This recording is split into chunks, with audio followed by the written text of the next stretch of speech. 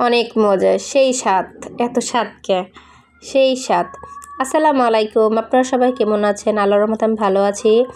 বাসি দেখতে বাসি রুটি ছিল দুটি, সেটি দিয়ে কী করা যায় চিন্তা করতে করতে ভাবলাম না এতে বাচ্চাদের বিকেলে একটা নাস্তায় বানিয়ে দিয়ে ফেলে কি আর দিব।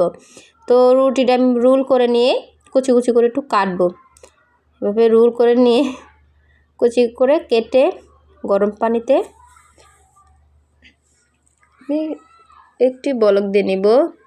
দেখতে পাচ্ছেন এভাবে কুচি কুচি কেটে, দেখতে পাচ্ছেন এই যে, হ্যাঁ বাটিতে উঠাই নিছি।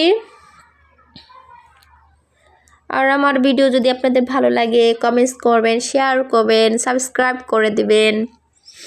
সাবস্ক্রাইব করে দিলে ভালোই লাগে যে না আমার আর বেশি বেশি ভিডিও করতে হবে, আপুদের ভাইয়াদের পছন্দ হয়ে যায়। দেখ 5টি কোয়েল পাখির ডিম নিলাম, নেড়ে নিলাম, দেখতেই পাচ্ছেন। এখন পানিটা বলক চলে আসছে, আমি নুডলসগুলো দিয়ে একটি বলক উঠিয়ে নেব। আপনাদের যদি আমার রান্নাটা ভালো লাগে শেয়ার করে দিবেন, অন্যকেও দেখার সুযোগ করে দিবেন। যদি আমার রান্নায় কোনো ভুল ত্রুটি হয় তাও বলবেন। তেল দিয়ে দিছি মাপ মতো, এখন জিরা দিয়ে দিলাম, এখানে পেঁয়াজ কাঁচামরিচ দিয়ে দিব।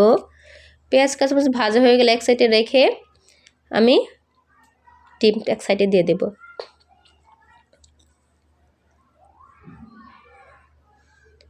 আসলে বিকালের নাস্তা একটু লাগে, বাচ্চারা একটু খেলাধুলা করে সে কী খাবে একটা থাকে।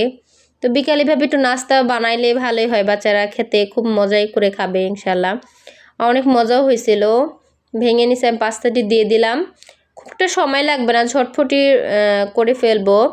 এখানে আমি 1 চামচ পরিমাণ লবণ দিছি, সরি লবণ না চিনি দিছি, আর সামান্য মাপ মতো লবণ দিছি, আর দিব বিট লবণ। এটা হলো ফিনিশিং, যে বলে না ফিনিশিং টাচ, এটার জন্য মানে স্বাদ, আর এটা আর চিনির জন্য মানে স্বাদটা একদম দোকানের পাস্তার মতো হয়ে গেছে।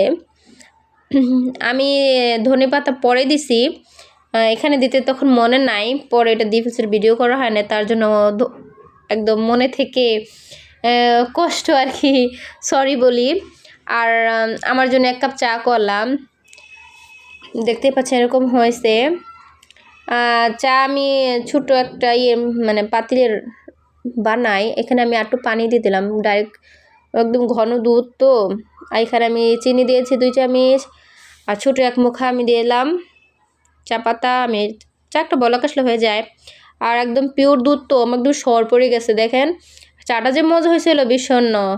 কেউ যদি আমার ভিডিও ভালো লাগে কমেন্ট শেয়ার করেন, ভালো থেকেন, আল্লাহ হাফেজ।